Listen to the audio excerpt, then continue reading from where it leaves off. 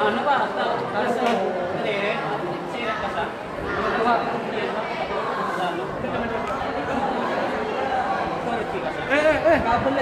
Kabel siya kemain. Tadako. Siya main kabel ya? Kami.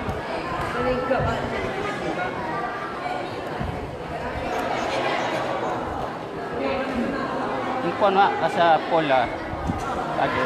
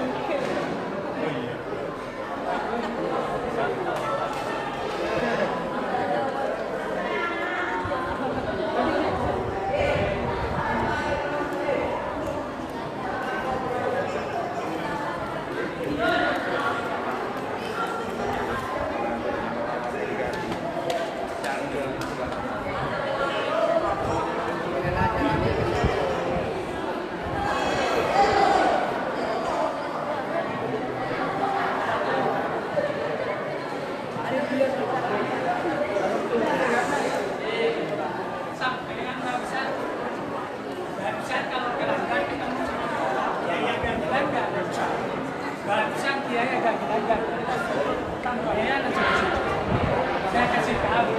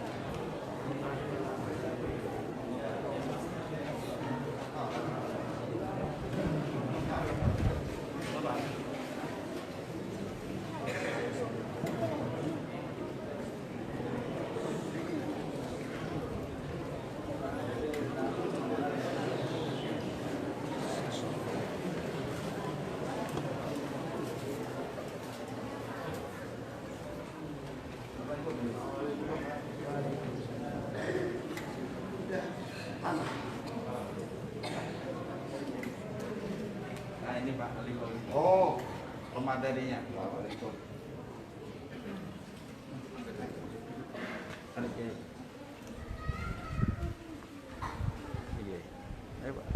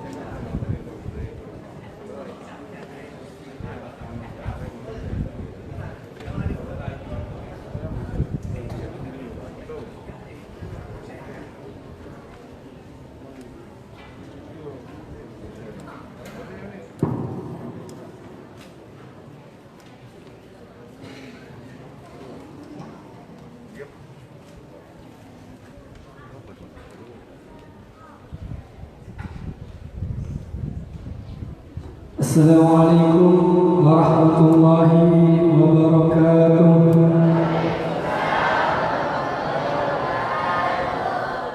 Bismillahirrahmanirrahim. Alhamdulillahilladzi binuri jamalihi adha'a qulubal 'arifin wa bihaybati jalalihi ahraqa fa'adal nashikin wa bil aqwali fi inayatihi amma rasulul wasilin. Wassalatu wassalamu ala sayyidina Muhammadin wa ala alihi wa sahbihi ajma'in, amma ba'du. Ashabul fadilah, para alim, para ulama yang kami muliakan dan kami takdimi, wabil khusus pengasuh pondok pesantren Darul Ulum 2 Al-Wahidiyah, Raden Kiai Haji Ahmad Ja'far bin Abdul Wahid, Raden Kiai Haji Saifullah Ja'far beserta segenap keluarga, dengan ucapan alladzina sami'na wa ata'na. Yang kami muliakan Bapak Kepala Sampang AKBP Didik Bambang Wibowo Saputra SH S3 MH beserta segenap jajarannya. Yang kami muliakan Ustaz Dr. Ali Fauzi selaku pemateri. Yang kami muliakan para asatidzah dan jajaran Dewan Guru Darul Ulum 2 Al-Wahidiyah serta seluruh santri dan santriwati yang berbahagia. Alhamdulillah, di pagi hari ini kita semua masih diberikan kesempatan dan kesehatan sehingga bisa bersama-sama berkumpul di tempat yang penuh mubarakah ini dalam rangka kegiatan merawat NKRI, dengan harapan semoga kegiatan ini tentunya mendapat ridha dari Allah Subhanahu wa taala dan bisa menambah wawasan keilmuan, terutama wawasan kenegaraan kita semua. Amin amin ya rabbal alamin. Salatullah wa salamuhu semoga tetap curah limpahkan kepada junjungan kita Nabi besar Nabi Muhammad sallallahu alaihi wasallam, karena beliaulah yang membawa kita minal dhulumati ilan nur. Hadirin rahimakumullah, selanjutnya saya sebagai penata acara akan membacakan susunan acara yang akan dilaksanakan pada pagi hari ini. Acara yang pertama yaitu pembukaan, dilanjutkan acara yang kedua yaitu sambutan-sambutan. Acara yang ketiga merupakan acara inti yaitu pemaparan materi, dan acara yang terakhir doa strip penutup. Untuk mempersingkat waktu, marilah acara pada pagi hari ini kita buka dengan acara yang pertama yaitu acara pembukaan, yang mana dalam hal ini akan dibuka oleh Yang Mulia Raden Haji Saifullah Ja'far. Kepada beliau kami haturkan.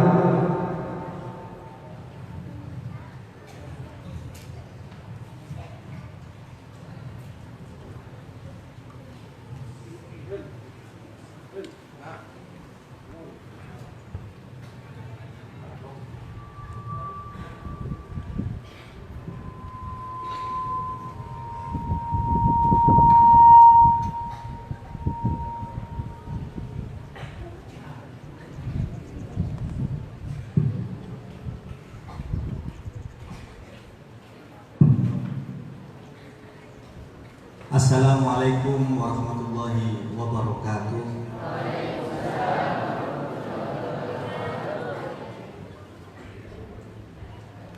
Mari kita niatkan dengan membaca suratul Fatihah.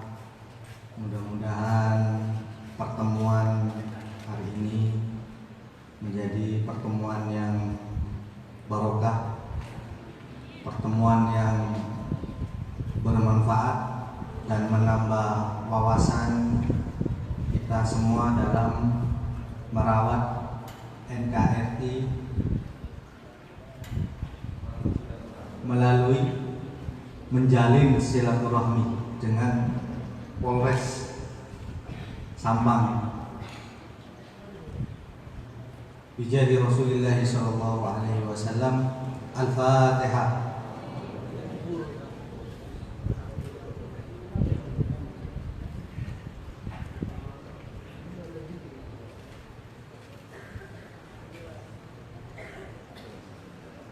Wassalamualaikum warahmatullahi wabarakatuh.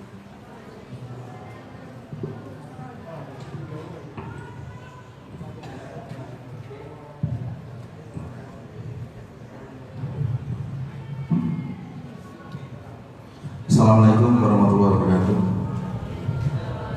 Ucap syukur alhamdulillah atas nikmatnya pada pagi hari ini kita diberikan kenikmatan masih bisa melakukan ibadah kita. Mudah-mudahan ibadah kita semakin bertambah terus dan mudah-mudahan dosa-dosa kita dihapus melalui perbuatan-perbuatan yang baik.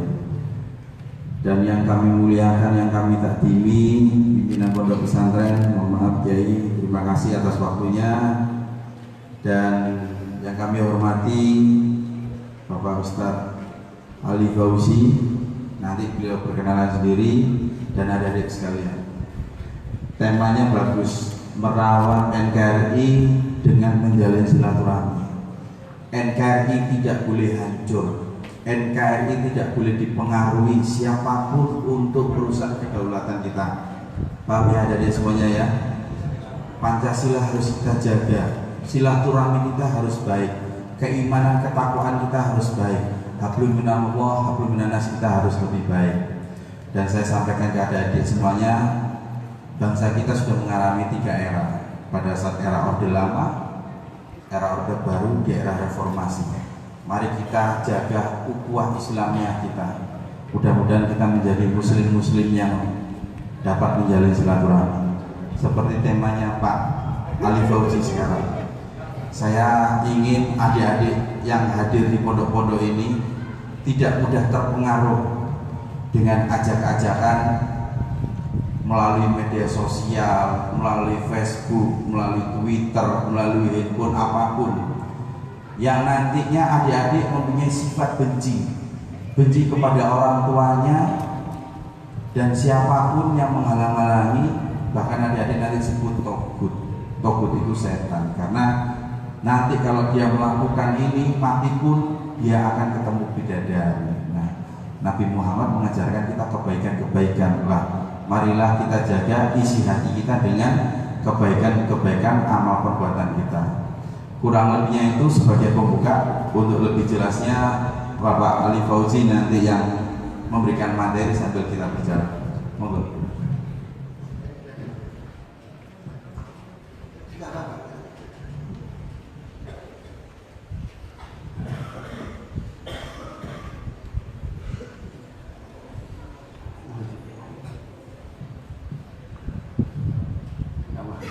Bismillahirrahmanirrahim.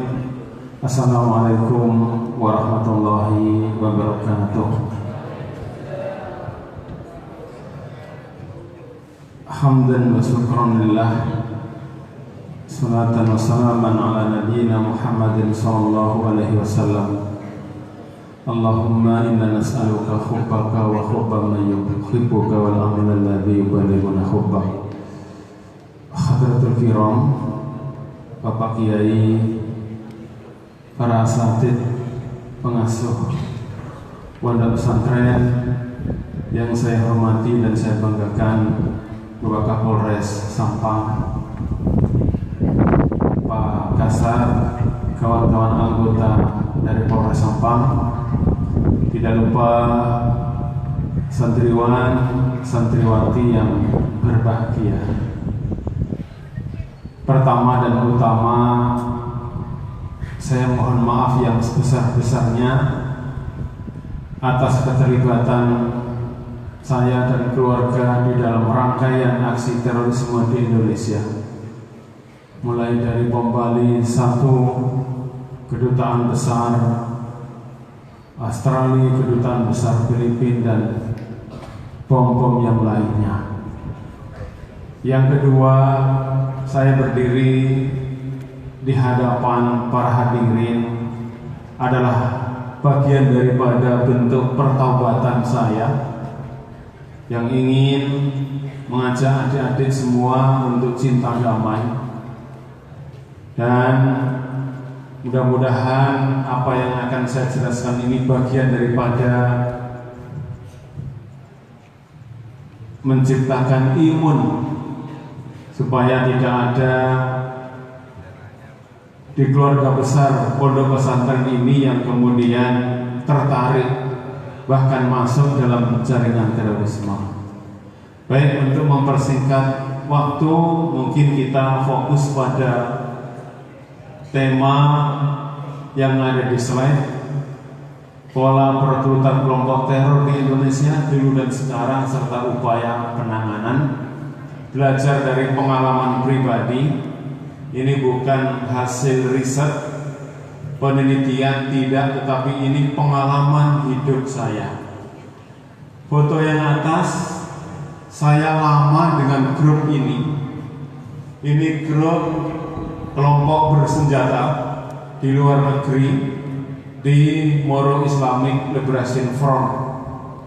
Di tempat inilah saya belajar map reading, mempetakan wilayah. Saya belajar weapon training, menggunakan senjata serbu, senjata artileri, bahkan menggunakan senjata untuk anti aircraft.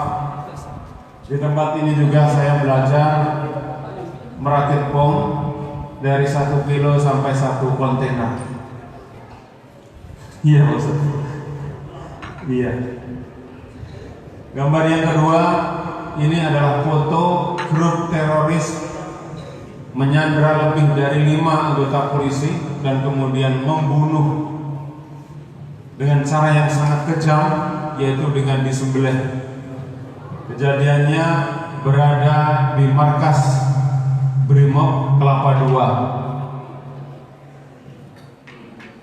Lanjut Mas operator. Iya. Ada pepatah, tidak kenal maka tidak sayang. Saya akan menjelaskan secara singkat siapa sebenarnya saya. Nama asli Ali Fauzi, tapi saya punya banyak nama. Ketika saya di Malaysia nama saya beda, ketika di Ambon beda, ketika saya di Poso juga beda. Tempat lahir Lamongan 1971, menikah 1 istri 6 anak, dengan dibalik bakal dengan 6 istri 1 anak nanti jadi masalah.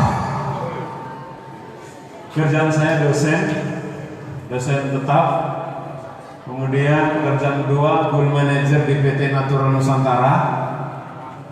Ini adik-adik yang punya Facebook bisa gabung di saya, Facebook Ali Fauzi Manji, di Instagram Manji Ali Fauzi. Biasa saya selalu mengupdate dinamika perkembangan terorisme di Indonesia di Facebook dan Instagram saya. Pendidikan formal MI Madrasah Ibtidaiyah, Madrasah Sanawiyah, MA Ponpes Rodotul Ilmiah. Saya tidak asing, saya tadi mohon izin Kapolres saya pipis, saya ingat puluhan tahun yang lalu saya juga tumbuh berkembang di pesantren.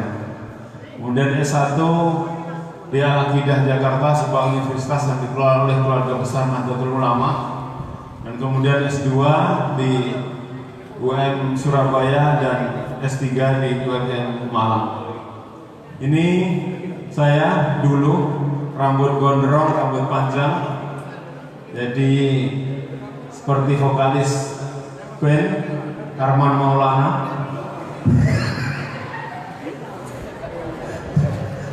Atau pemain bola juga lah.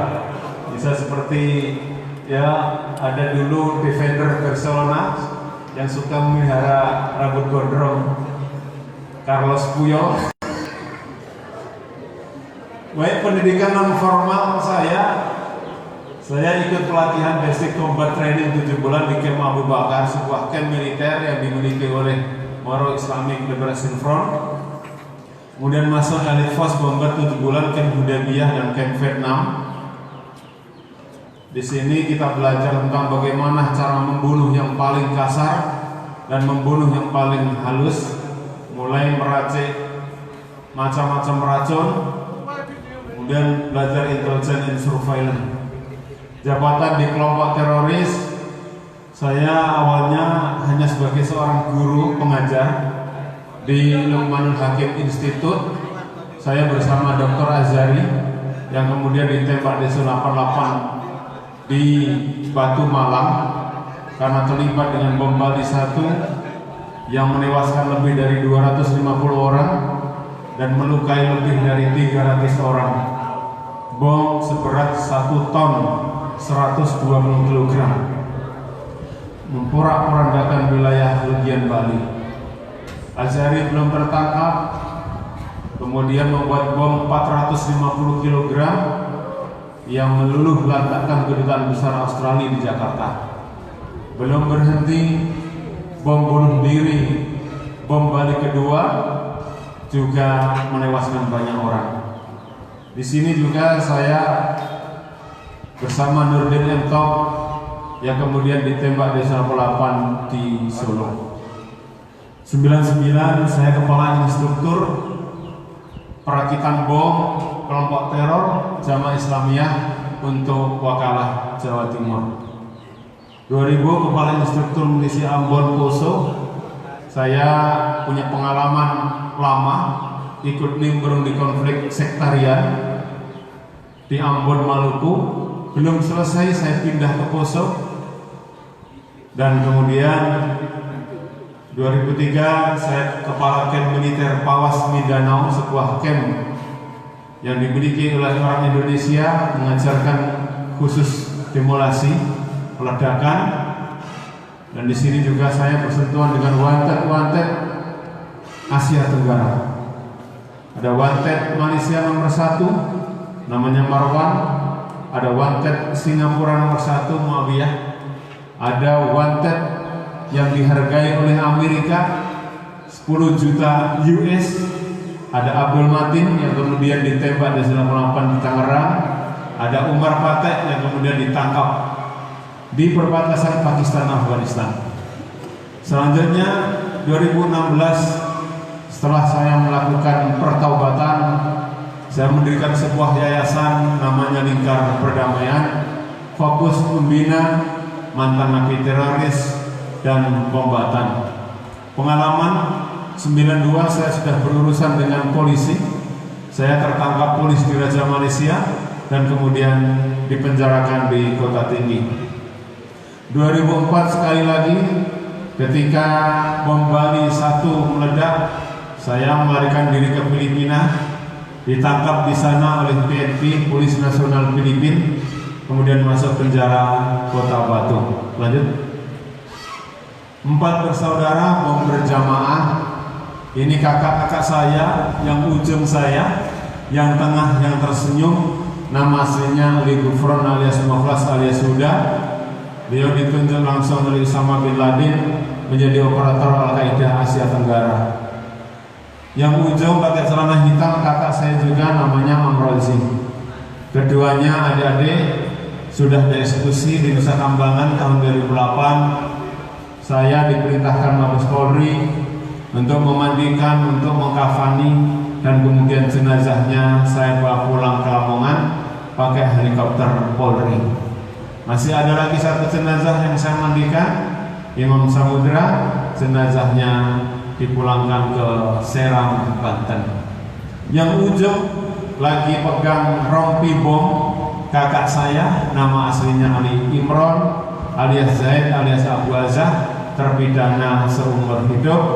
Beliau yang membuat firing device, alat pemicu bom di Bali, karena kooperatif membantu polisi, kemudian hukumannya lebih ringan seumur hidup. Bahkan sekarang beliau kerjasama dengan BNPT, dengan Densus 88 melakukan upaya-upaya deradikalisasi. Lanjut. Bagaimana saya bergabung? Ini penting supaya tidak ada di antara adik-adik yang join ikut dengan kelompok radikal. Kisahnya berawal dari sebuah surat yang dikirim oleh kakak saya dari Afghanistan, meminta saya ke Malaysia, dan kemudian saya ketemu dengan orang tua yang paling ujung, Pak Abu Bakar Basir. Saya ketemu dengan beliau, saya ketemu dengan Abdullah Sungkar juga, dan kemudian saya setelah dibina sekian tahun, saya dibaiat dengan ijab kabul. Jadi bukan hanya nikah aja Pak Yai, ada ijab kabulnya. Bayatuka al-sami wa ta'ah wa ala sunnati millati rasulillah masatatu. Sah. Jadi saya urun bayat seperti itu. Kemudian masa anggota tetap, dan selanjutnya saya dikirim ke kamp militer atas perintah Hambali, operator lapangan bagian askari. Hambali kita tahu ditangkap di Thailand dan kemudian diekstradisi ke Amerika dan dimasukkan di penjara Guantanamo. Lanjut. 1 keluarga terkapar. Saya, saudara-saudara saya juga terpapar dan terkapar. Ini contoh keluarga lain. Setahun lalu kita dikejutkan dengan bom besar. Bom ini tidak pernah terjadi di dunia. Yang unik, bom ini dilakukan oleh 1 keluarga, tidak tersisa. Dilakukan oleh mas kita dan keluarganya. 2 anak perempuannya dan 2 anak laki-lakinya diajak ikut membawa bom yang melilit di badannya. Yang satu pakai mobil, yang satu berjalan, dan kemudian masuk ke sebuah gereja. Besoknya lagi ada 1 keluarga melakukan bom bunuh diri pakai sepeda motor. Tepatnya sasarannya adalah di Polresta Surabaya. Yang ujung mahasiswa Karena terpapar paham-paham itu, dia melakukan serangan sendirian. Yang disasar bukan kaleng-kaleng, yang disasar adalah markas besar Polri yang ada di Kelapa II.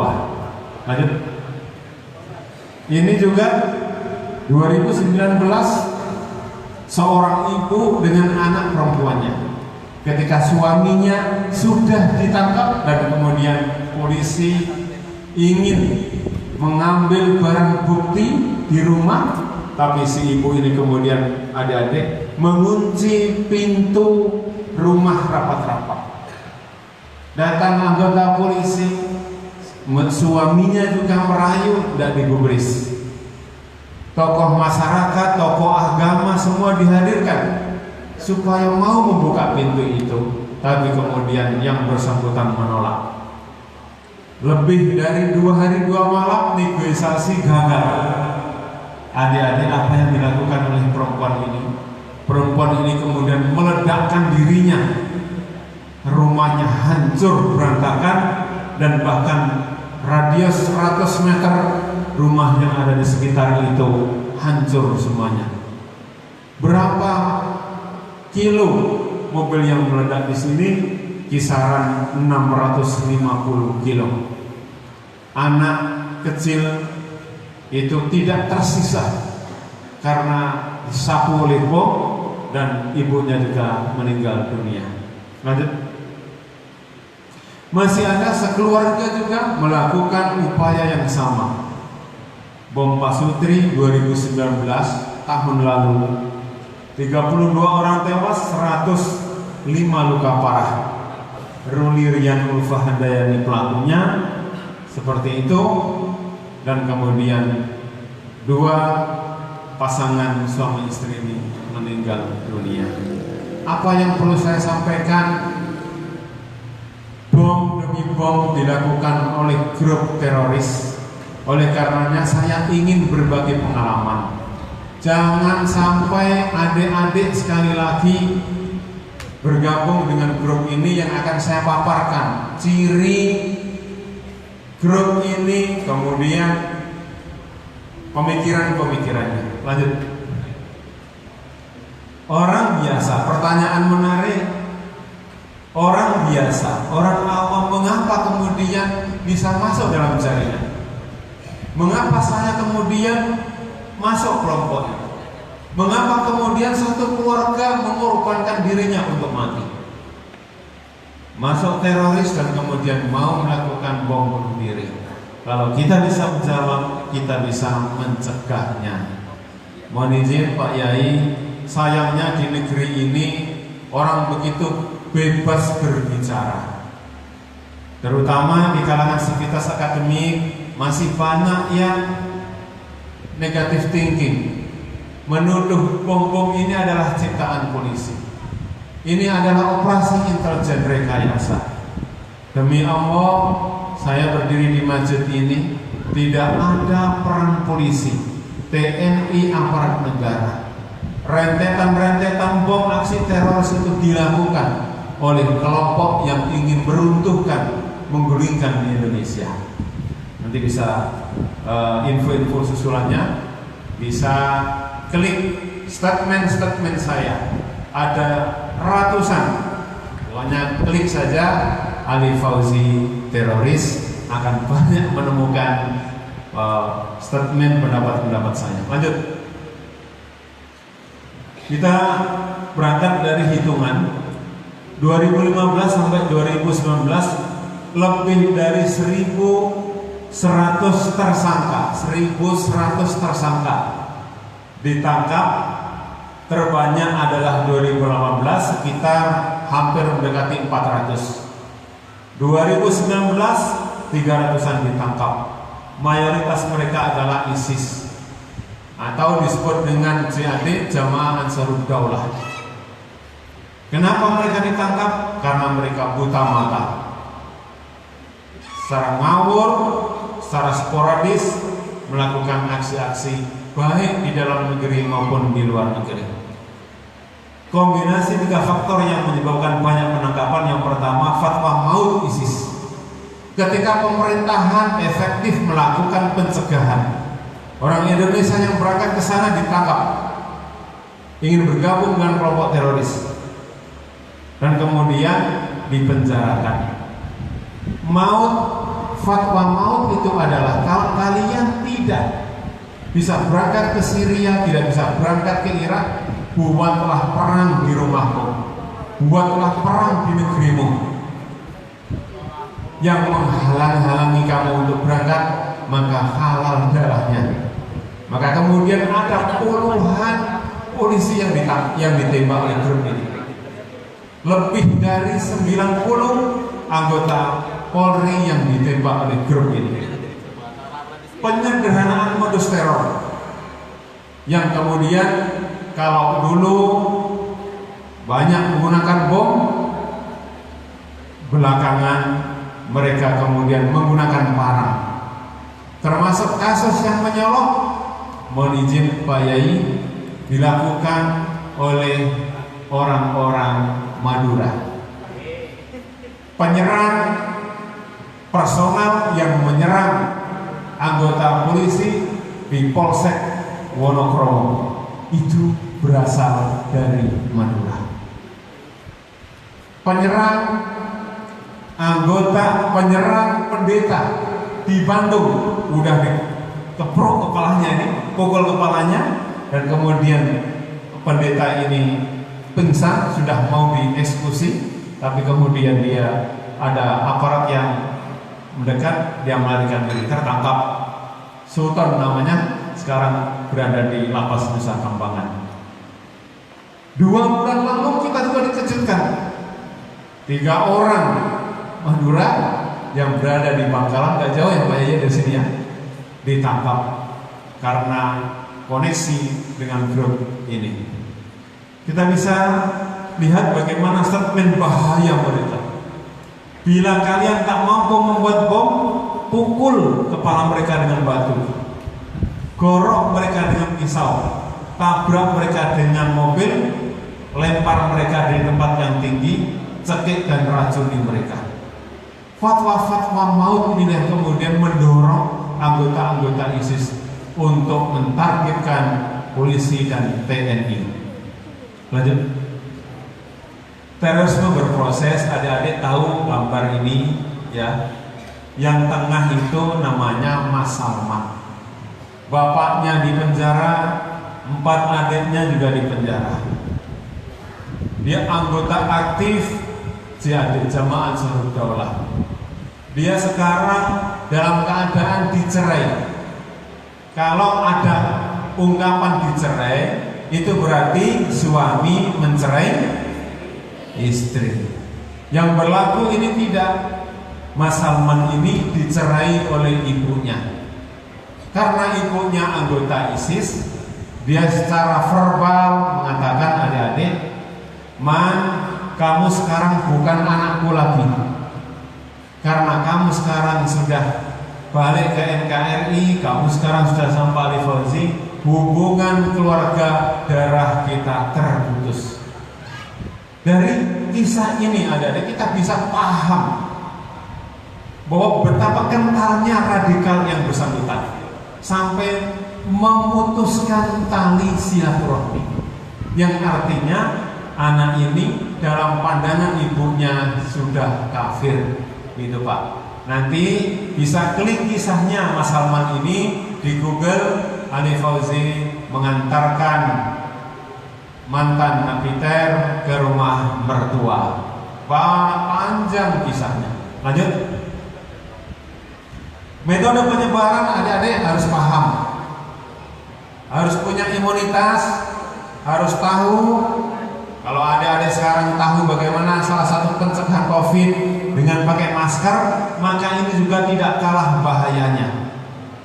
Baik penyebaran melalui offline dan online.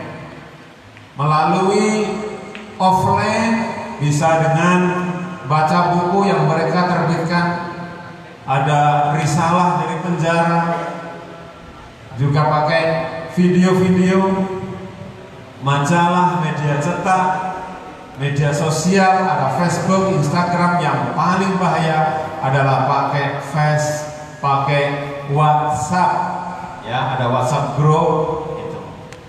Melalui kegiatan agama, ada daurah, kajian ilmiah, taklim tertutup melalui institusi pendidikan.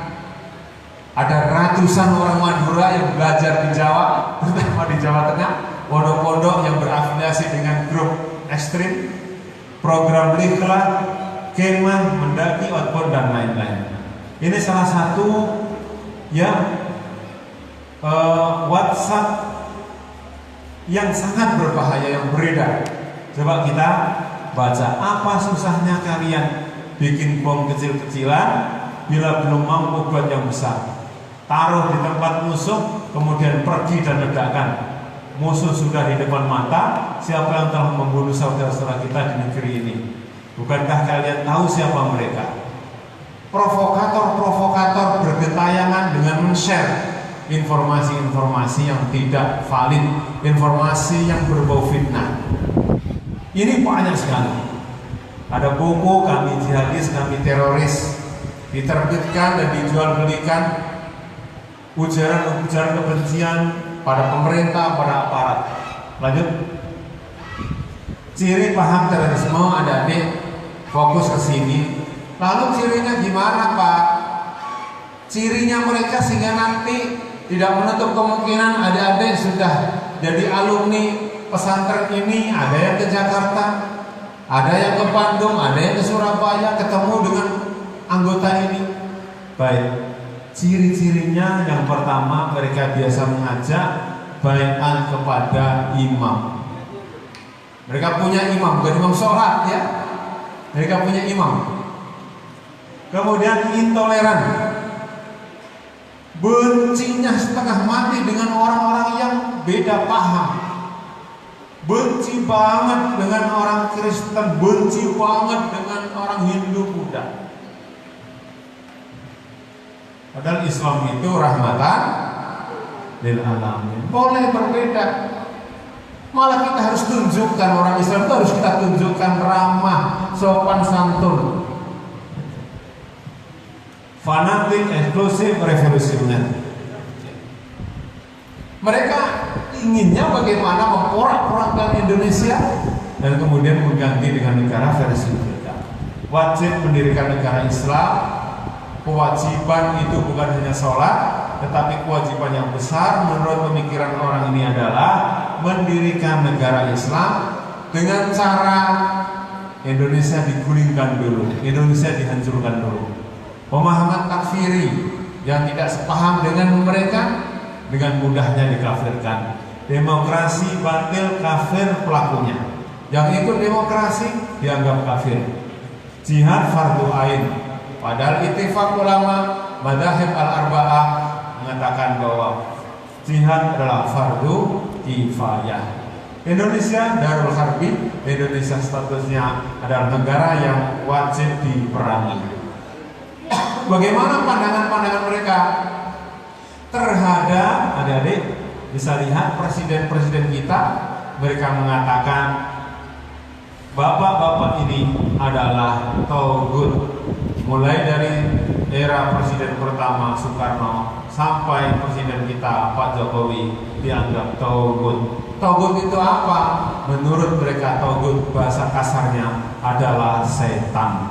Jadi presiden-presiden itu adalah setan. Lanjut Mas. Ini Indonesia bisa menjadi Syria jilid 2. Pertanyaan tidak usah saya jawab, dijawab masing-masing saja. Ya, bisa kalau kita gak punya imunitas. Indonesia bisa porak-poranda kalau kita suka diadu domba. Indonesia bisa hancur lebur kalau kita tidak punya imunitas. Kalau cinta dengan NKRI luntur, bisa lebur Indonesia. Betul Pak Mas? Makanya ini menarik sekali merawat NKRI dengan menjalin silaturahmi luar biasa. Menjadi kewajiban kita untuk menjaga keutuhan dari Sabang sampai Merauke. Kalau enggak seperti ini, Ini kisah saya sudah berkunjung ke sana. 9 bulan yang lalu saya di Syria melihat dengan mata kepala saya sendiri bagaimana kota yang dijuluki oleh dunia Arab kota terindah Syria, Damaskus, porak-poranda seperti ini. Saya berkunjung ke Menteri Agama, Wazaratul Auqaf. Saya ketemu dengan Dr. Taufik.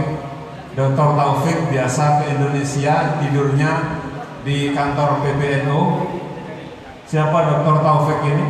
Dr. Taufik ini adalah anak daripada almarhum Syekh Ramadan Al-Buti.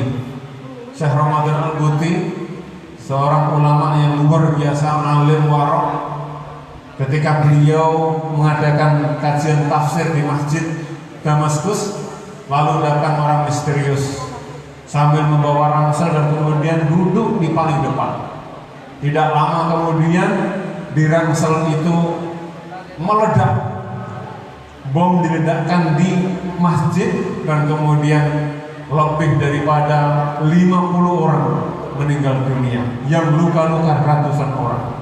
Masjid dijadikan sebagai target oleh grup ini. Cucunya 4 meninggal. Dan kemudian saya berkesempatan untuk silaturahmi ke rumah beliau. Lanjut. Penyakit paham terorisme itu adalah komplikasi. Lebih bahaya dari kanker, lebih bahaya daripada ginjal, lebih bahaya dari segalanya. Kenapa? Karena penyakit ini bahayanya luar biasa. Dulu di otak saya ketika lihat polisi, automatically yang ada pikiran saya bagaimana cara membunuh ini ditembak kepalanya atau dadanya.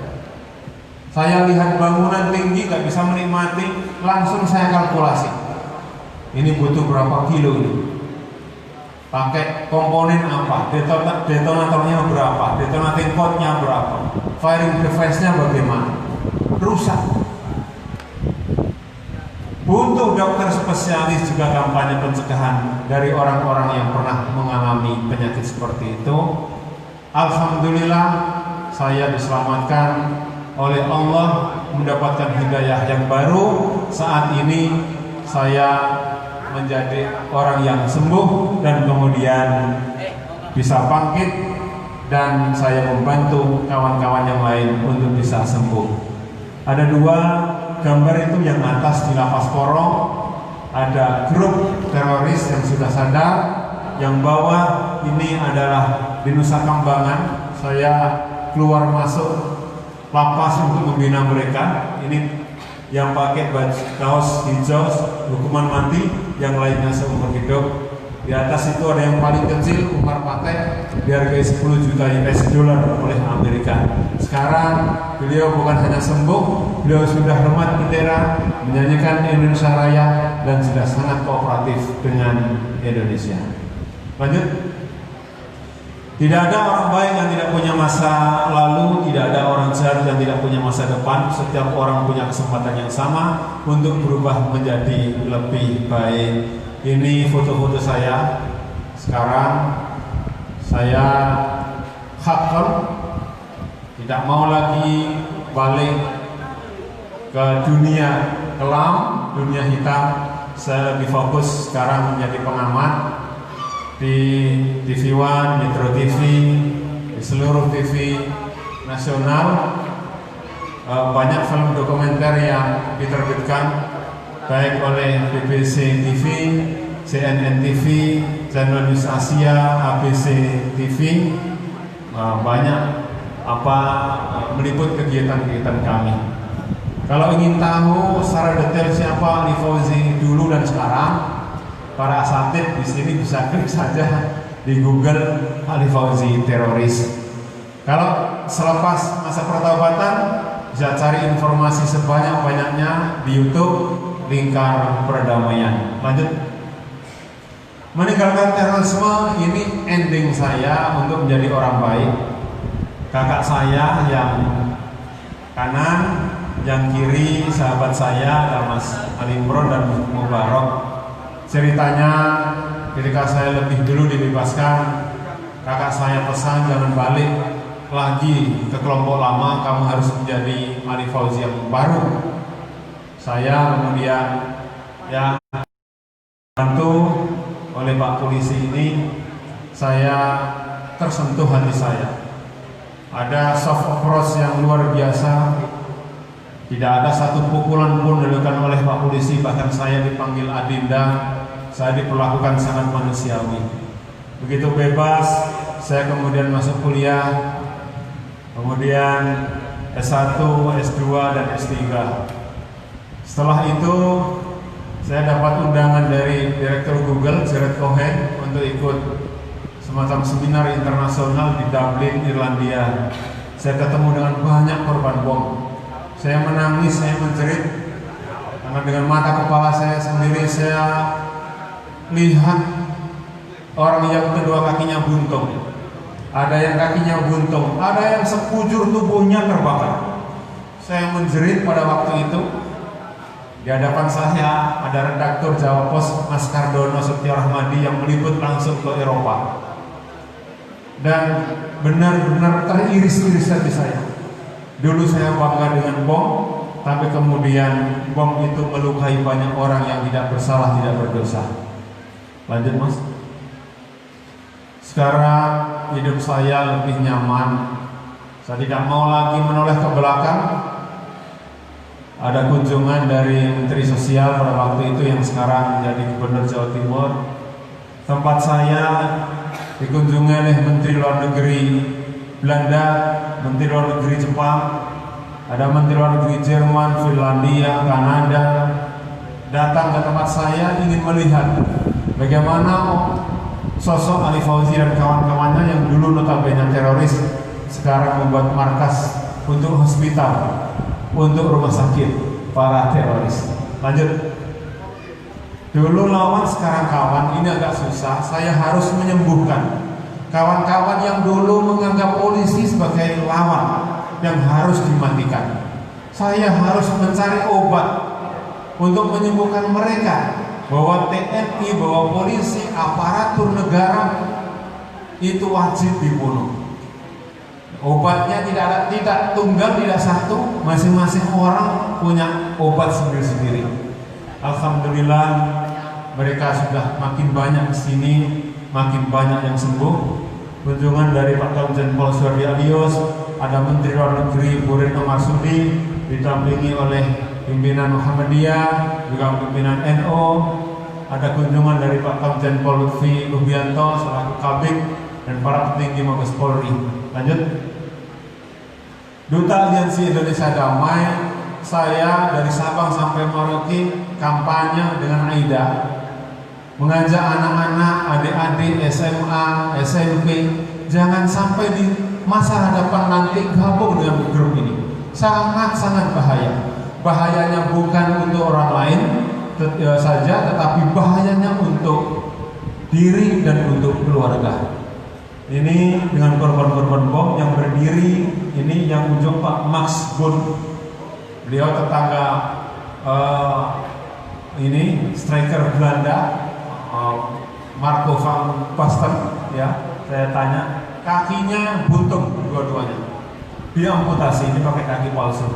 Ada Mas Dirman yang duduk kaos putih, kedua matanya hilang. Begitu bom meledak, kemudian dua matanya hilang. Dan ada Bu Tumini yang seluruh tubuhnya terbakar. Ada Mas Eko cacat seumur hidup. Saya sekarang bersama mereka kampanye amal di sejumlah sekolah-sekolah, mengajak jangan sampai ada anak didik, pelajar-pelajar yang join dengan kelompok ekstrim teroris. Lanjut. Saya diundang oleh pemerintah Jepang untuk belajar bagaimana memanusiakan manusia. Mungkin pikiran kita Jepang itu kejam dulu, iya, tapi sekarang perilaku orang-orang Jepang lebih Islami daripada masyarakat kita. Yang namanya an-nadhafatu minal iman, di sana tempatnya. Yang namanya hormat orang, jangan sekali-kali di Tokyo atau di Kyoto atau di kota-kota lain Anda bertanya di mana tempat ini, Anda akan diantarkan. Jangan bertanya di sana ada orang kehilangan handphone, kehilangan dompet. Namanya handphone di Shinkansen kereta banyak berceceran, nggak ada yang ambil. Dan ini sebetulnya kan nilai-nilai Islam. Saya 13 hari di sana, saya berkunjung ke Monumen Bom Hiroshima dengan guide Mas Kota. Adik-adik bisa lihat, saya pakai pakaian kebesaran bangsa Jepang, ya, hampir sama dan susah dibedakan mana Jepang asli, mana yang imitasi. Sama-sama sipitnya. Lanjut. Lingkar perdamaian tempat daur ulang para mantan. Di tempat ini ada puluhan napiter, mantan napiter yang kita bina. Sekarang sudah rujuk. Dulu benci setengah mati dengan polisi, sekarang sudah bersahabat, sudah bersaudara. Bahkan ini ada 3 yang diumrohkan. Dulu yang pakai batik ini menembak polisi, kakinya kemudian ditembak polisi, diamputasi, sekarang sudah hidup rukun. Yang ujung sana diberi bantuan alat kerja, yaitu mesin bubut ayam. Artinya kita bantu mereka untuk melakukan recovery moral, melakukan afirmasi supaya kembali ke masyarakat lebih bermanfaat. Lanjut. Ali Fauzi baru mendapatkan apresiasi dari Mabes Polri setelah sekian lama melakukan kampanye perdamaian. Saya mendapatkan bintang kehormatan honorary polis, diserahkan, diapresiasi oleh Pak Kapolri, diapresiasi oleh Bapak yang ada di Mabes Polri. Mudah-mudahan bermanfaat. Amin. Ya Rabbal Alamin. Yang terakhir, Mas, lanjut. Ini sosok mantan napiter sudah melakukan upacara bendera, menyanyikan Indonesia Raya, dan sekarang sudah rujuk ke pangkuan Ibu Pertiwi. Sekali lagi statement closing saya, adik-adik, mari kita jaga, tetap jaga Indonesia, kita jaga NKRI supaya kedepannya lebih damai ke pangkuan Ibu Pertiwi. Amin ya Rabbal Alamin. Ihdinas siratal mustaqim. Aqulu qouli hadza wa astaghfiruh innahu huwal ghafurur rahim. Assalamualaikum warahmatullahi wabarakatuh.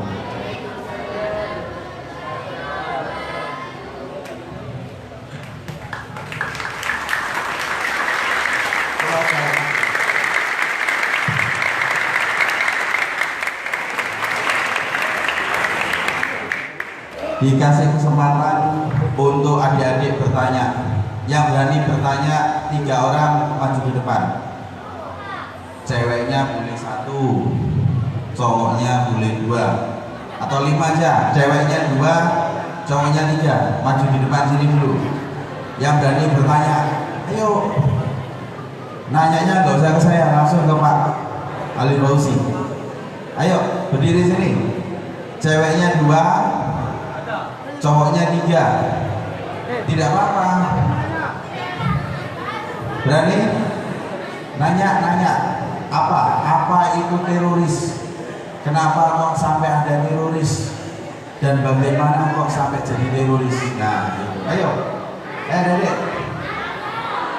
Jadi sambil mengisi, saya jelaskan.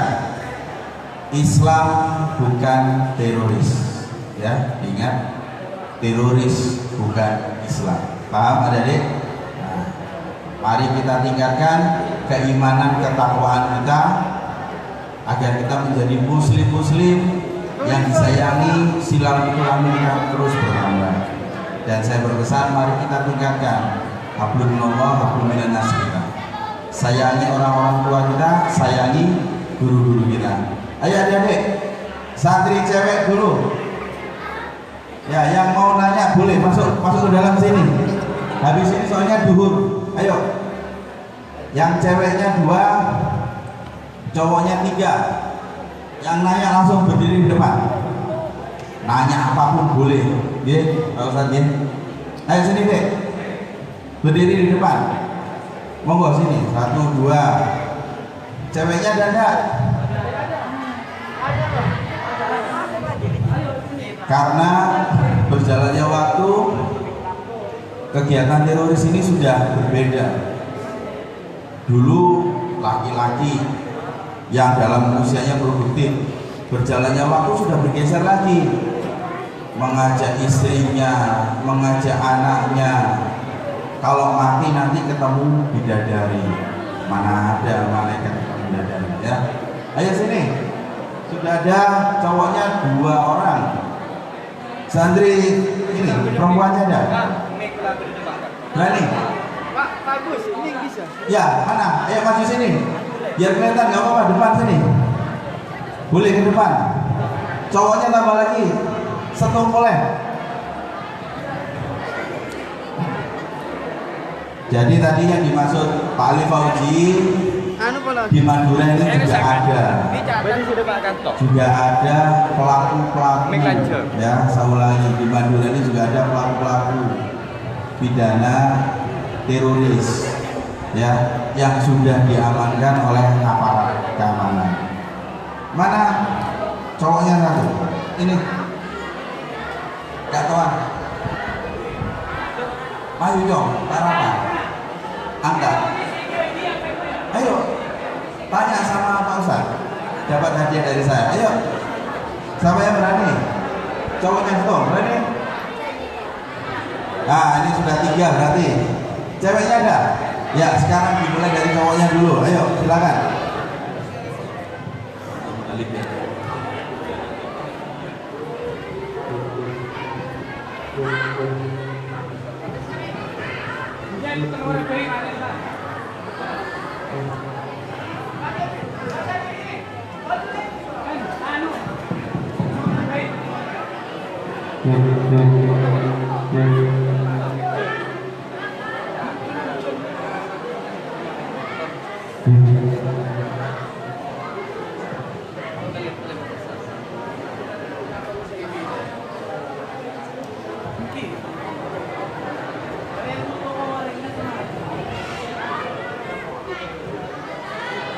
Assalamualaikum warahmatullahi wabarakatuh. Berapa? Perkenalkan, nama saya Muhammad Iqbal. Berapa? Saya dari Makassar, Pak. Sini, kamu tanya.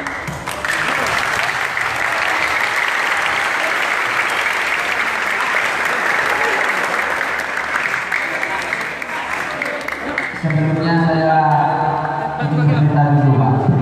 Saya di sini, maaf, sebelumnya saya bukan terajar, saya pengajar di sini, jadi Ustaz. Tapi saya itu Pak, ingin mempelajari sejarah ini, sejarah itu, Pak. Mengingat jauh Bapak tadi tentang masalah intoleran dan terorisme itu, Pak. Mengingatkan saya kepada cerita dulu sahabat pada zaman Rasulullah itu, Pak. Itu ada sahabat waktu Khalifah Sayyidina Ali, Pak. Di zaman Sayyidina Ali itu, Pak, orang yang membunuh Sayyidina Ali itu namanya Abdurrahman bin Auf.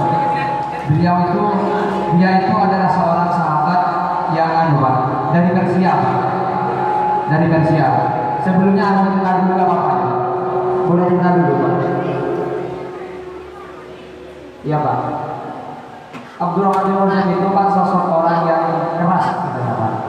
Memang dia itu hafal Quran, tapi menyelewengkan anaknya, Pak. Memprovokasi manusia itu agar benci kepada pemerintahan. Pertanyaannya saya, ini, Pak. Dulu waktu bulan puasa itu, Pak, saya banyak melihat di konten Facebook, di sosial media sekarang ini, Pak, banyak para dai yang memprovokasi masyarakat agar benci kepada pemerintah, Pak. Sedangkan saya itu, Pak, hidup di keluarga yang dai, Pak, itu, Pak, di rumah, Pak. Jadi saya itu merasa kecewa kepada orang tersebut, Pak. Jadi pertanyaan saya itu, apakah orang-orang dai yang memprovokasi manusia agar membenci kepada pemerintah ataupun mengatakan pemerintah itu gawut, apakah itu diselidiki atau ditangkap, Pak? Soalnya masih banyak di luar sana, Pak. Ya, sudah jawab.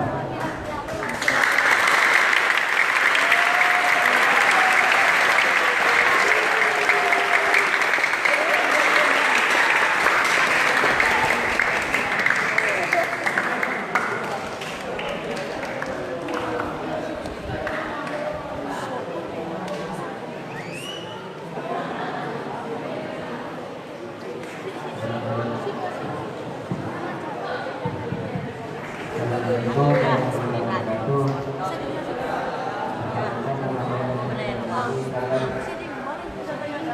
Perkenalkan, nama saya Bunda Wijayanti dari Surabaya.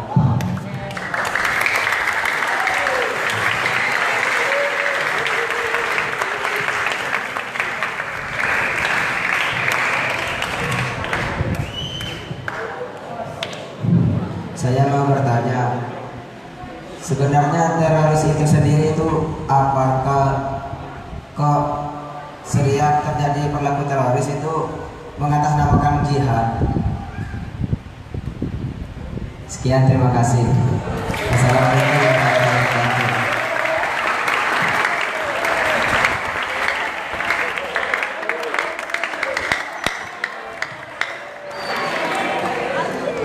Assalamualaikum warahmatullahi wabarakatuh. Perkenalkan, nama saya Khairul Umam Ramadan. Pertanyaan saya, Pak, bagaimana cara menjaga NKRI menurut kaum pelajar macam kita, Pak? Sekian, terima kasih.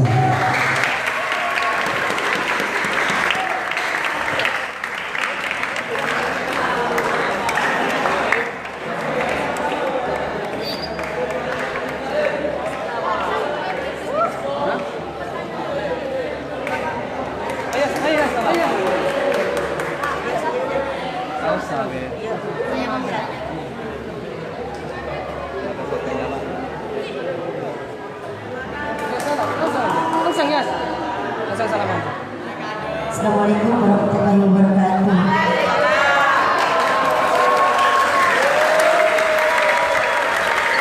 Pak, saya mau bertanya, apa keuntungan menjadi seorang teroris?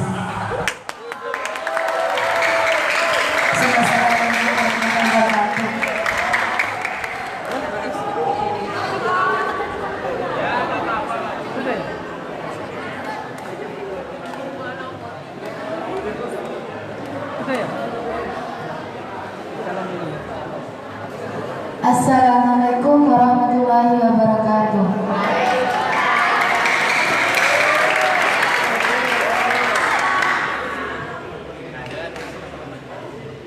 Saya akan bertanya, siapa yang mempelopori teroris? Di bawahnya jangan. Yang pro. Mempelopori.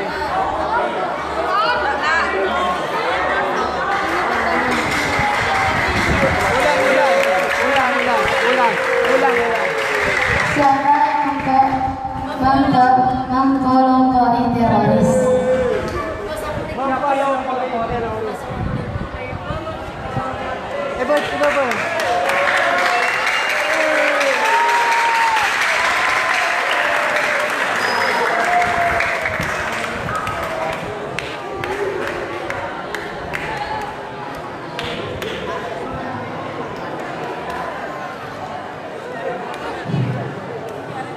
Baik, terima kasih adik-adik semua. Ada 5 pertanyaan yang bagus-bagus. Mohon izin Pak Kapolres, nanti ada rewardnya ya. Yang pertama, Ananda ini paham betul tentang sejarah, bagaimana sosok Ali bin Abi Thalib yang kemudian dibunuh oleh Muljam itu karena terkait dengan konflik internal. Sebetulnya terkait dengan konflik internal antara Muawiyah sebagai gubernur Sam dan Ali bin Abi Thalib sebagai Amirul Mukminin, yang kemudian terjadi perang Siffin yang mengorbankan ratusan para sahabat, dan perang itu kemudian diakhiri dengan perdamaian, di mana Ali menghentikan peperangan, Muawiyah juga menghentikan peperangan. Pada sisi lain, di grup Ali bin Abi Thalib ada sekitar 12.000 orang yang tidak mau berhenti dan berpandangan bahwa kalau berhenti mereka lebih baik membuat grup saja, dan grup ini kemudian menyingkir ke satu wilayah yang namanya Hurat. Grup inilah bagian daripada cikal bakal Khawarij, pemberontak, yang kemudian grup ini memberikan fatwa liar bahwa sumber fitnah umat ini ada 3 orang, termasuk Ali bin Abi Thalib harus dibunuh, Muawiyah harus dibunuh, dan sahabat lain. Muawiyah gagal dan kemudian Ibnu Muljam berhasil ditusuk, berhasil menusuk Ali bin Abi Thalib saat beliau sholat subuh. Ini juga cikal bakal dan pemikiran-pemikiran Khawarij yang bergentayangan, dan salah satu pemikiran kental grup teroris di Indonesia adalah mengambil bagian daripada pemikiran Khawarij. Pertanyaan fokusnya adalah ketika Adinda ini menemukan konten-konten di Facebook yang kemudian di sana banyak para dai yang melontarkan ujaran kebencian, boleh mengkritik. Sebetulnya kritik itu bagus, tapi kritik yang konstruktif. Tidak kemudian kita mengkritik orang lain, kita umbar di Facebook dengan bahasa-bahasa yang tidak sopan. Tapi melihat itu tadi, ternyata ujaran-ujaran kebencian yang dilakukan oleh para dai sudah di luar porsinya. Tanggapan kita, terutama tanggapan saya pribadi, dai-dai seperti itu sebetulnya dai-dai yang tidak usah didengar dan tidak usah dipakai. Masih banyak dai-dai yang mengajarkan Islam rahmatan lil alamin, saling menghargai, saling menghormati, dan saya yakin 100% salah satu dari dai-dai yang rahmatan lil alamin adalah berada di pesantren ini. Ikutilah petuah mereka, petunjuk mereka di bawah bimbingan para pak kiai, para asatid. Yang kedua, pertanyaan, mengapa teroris itu mengatasnamakan jihad? Iya, termasuk radikalisasi yang mereka kembangkan, yang mereka arahkan adalah mengatasnamakan Islam. Apa yang mereka lakukan diklaim dari bagian daripada jihad, dan itu salah. Pemahaman Islam mainstream, pemahaman Islam yang dianut oleh warga Nahdlatul Ulama, warga Muhammadiyah tidak seperti itu.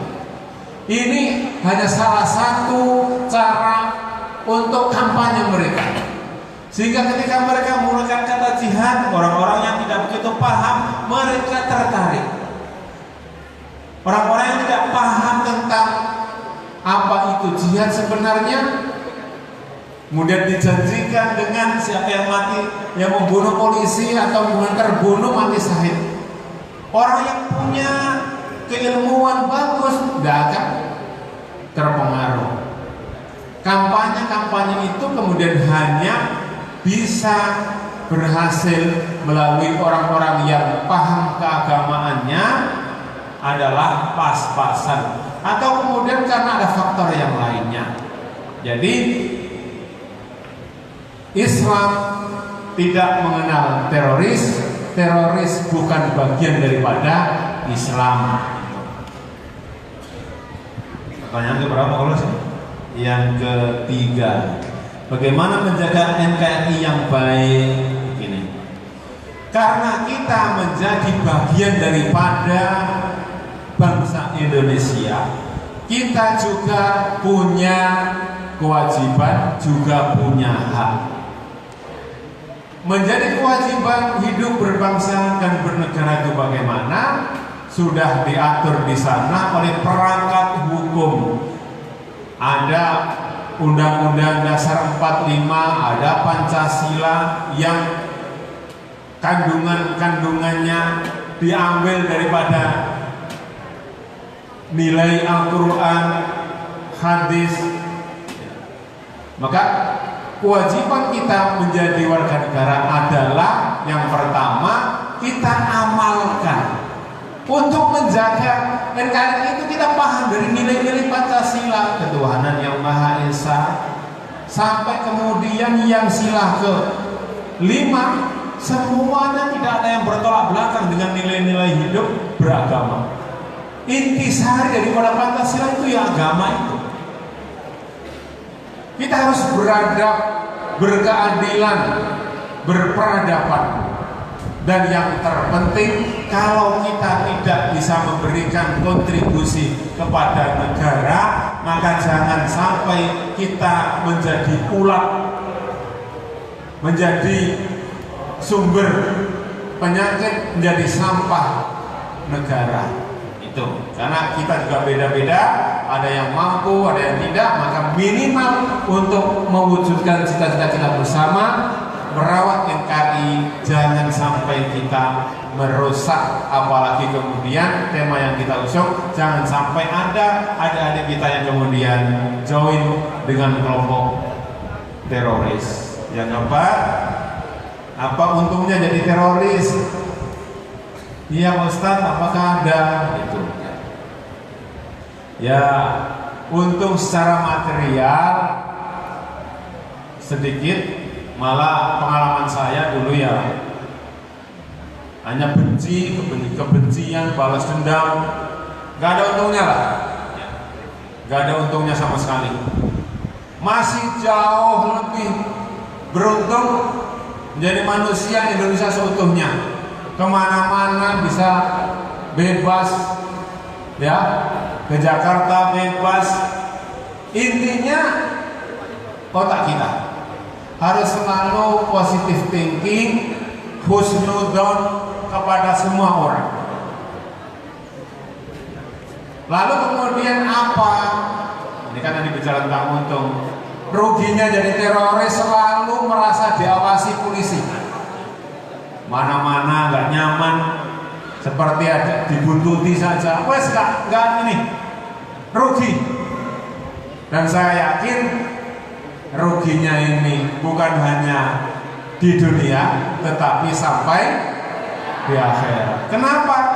Semua akan dipertanggungjawabkan. Tindakan kita semua akan dipertanggungjawabkan.